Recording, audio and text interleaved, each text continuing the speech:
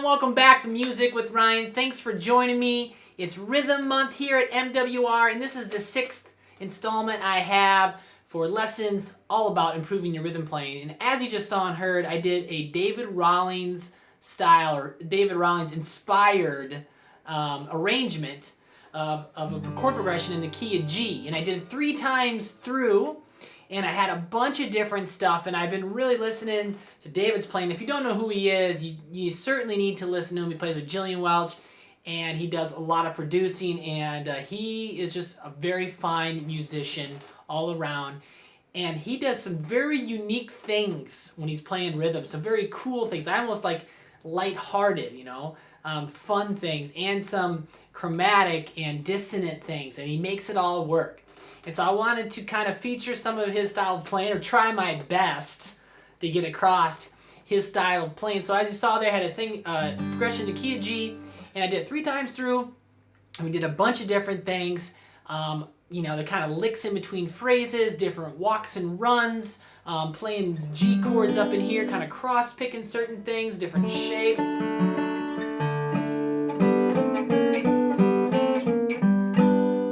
So all kinds of different really cool stuff that hopefully you can take and add to some of the songs that you know, and just put it in your everyday rhythm playing. So if you'd like to purchase the full-length version, you can click the link down below, and it will shoot you on my website, and there you can do so. It'll come with about 50 minutes of video, PDF tabs, and 3 audio backing tracks. There's about 50 measures here, so it's going to be a nice little lesson, jam-packed. And if you really like the way I teach and approach learning, and you're curious about accessing this lesson along with over 350 lessons, 3 different courses, and a video exchange program, check out being a member at my site. There should be another link down there. And as a premier member, you can access all this stuff, like I said, for a yearly or monthly fee. A lot of cool features, a lot of tunes that come out with something every week. And we're right now in May of 2017. Again, it's Rhythm Month. And I got a couple more coming next week as well. So give that a look if you're interested. For now, we're going to start walking through the first few measures here of this David Rawlings inspired rhythm lesson. I hope you enjoy, and thanks for watching. All right, so let's go ahead and start walking through this David Rawlings inspired rhythm lesson here in the key of G. And obviously I play it through 3 times there on the preview. And I'm going to break down these first 4 measures for you. Pay very close attention to the pick directions marked below the staff. Staples are the downs, the V's, shapes are the upstrokes. Those will be very important as there's a lot of syncopation going on.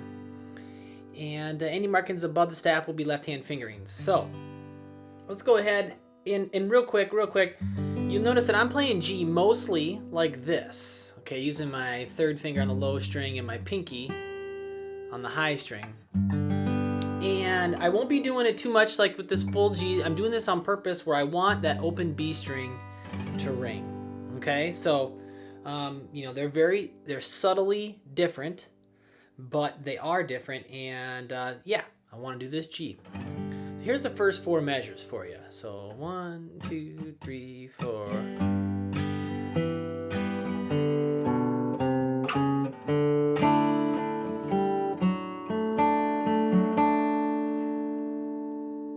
All right, Alright, so let's take a closer look at that. That first measure there, you know, I'm playing the low string, I'm strumming. You know, again, I'm strumming the higher sounding 3 strings, G, B, and E there. And I'm getting the 2nd fret D with my 2nd finger. And then I strum. And then the next measure, open D, 2nd fret A, 3rd fret A, 4th fret A. Okay? So...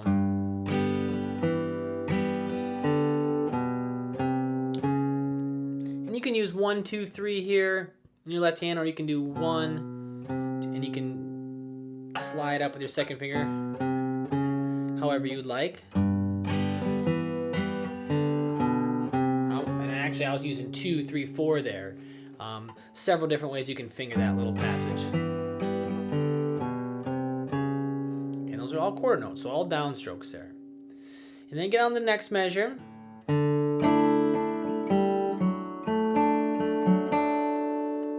Now we're going to be doing this one a lot. This is one of Dave's favorite moves, and I hear him do it all the time. And so, as you've seen too, I did it almost every time I went to the 5 chord. In the preview, I did that little lick, and it's a really cool one. So we're going to be doing it a lot.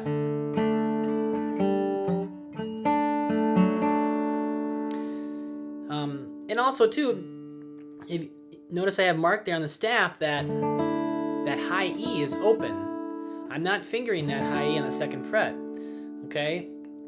So I'm giving it kind of a D9 effect, okay? With that E note would be the 2nd or the 9th, and since it's up an octave, it would be a 9. And again, it kind of makes it not sound so much in the bluegrass vein, although this, you know, this does have some, you know, a bluegrass feel, a folk feel, but it kind of puts us a little bit away from that and opens it up a little bit, if you will. So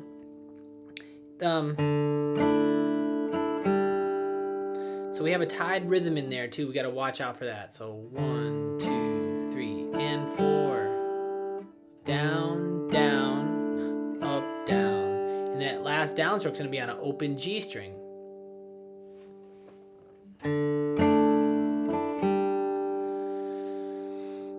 And so we have a quarter note tied to an 8th note. We don't play the note in parentheses. 1, 2, 3, and 4. Down, down, up, down. And we're going to be doing this a lot, so.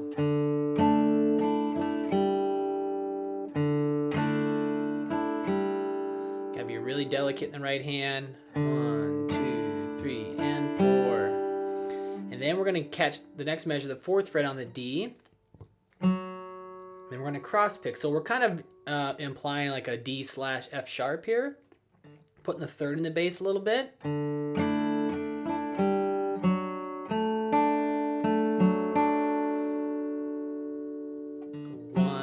2, and 3, and 4, and. So again, we got another tied rhythm there. It's going to create a double up. And we're doing a little cross picking. Okay,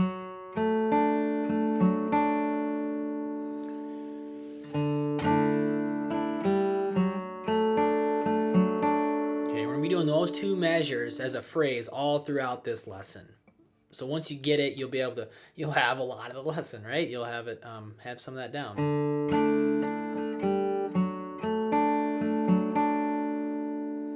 So, you know, right hand control is going to be what you really want to focus on for this lesson, I guess, to execute it. 1, 2, and 4, and down, down, up, down, up. Okay, let me play all 4 of those in context a couple times. Ready, go.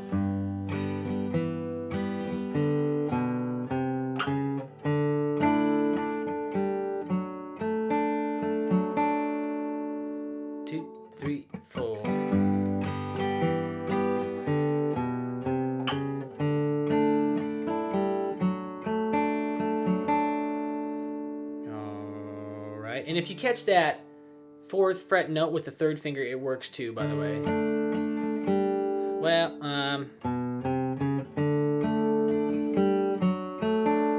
long as you get to your D chord like this. It all depends on how you finger that D chord.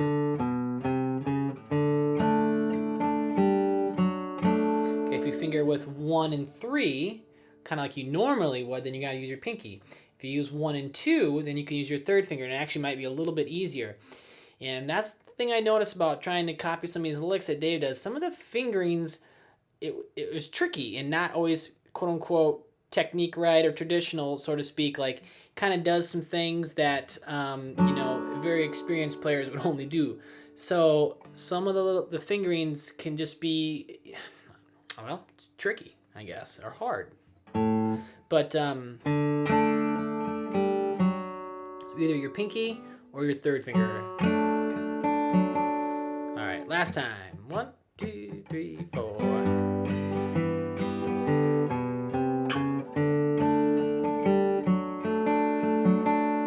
Okay, and I'm comfortable with my pinky.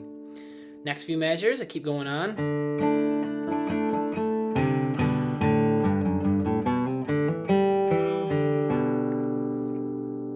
Again, ready, go.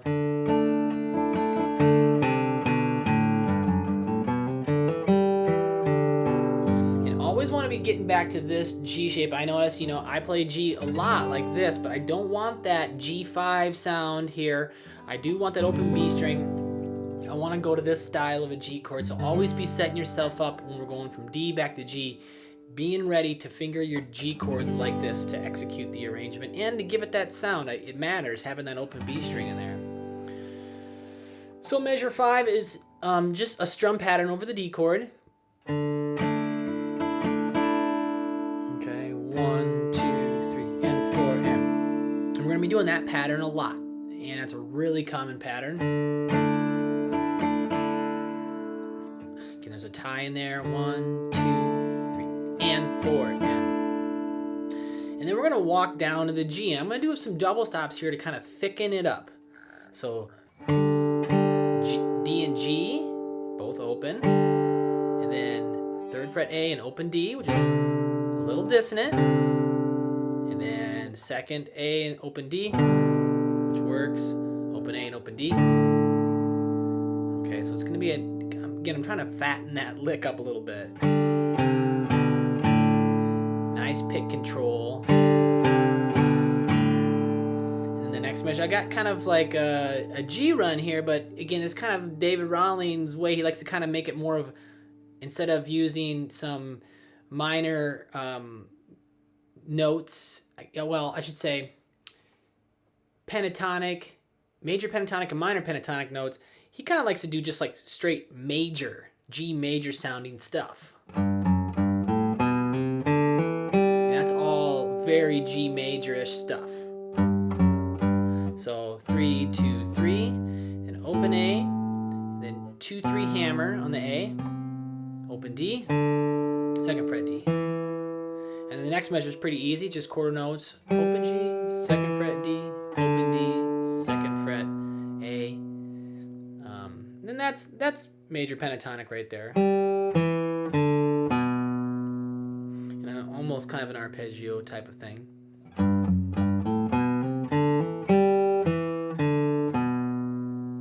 So those 4 together, 2, ready, go.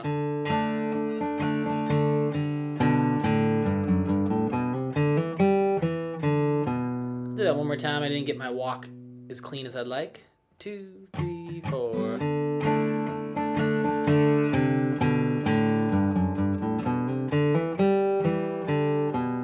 One more time, slowly, ready, go.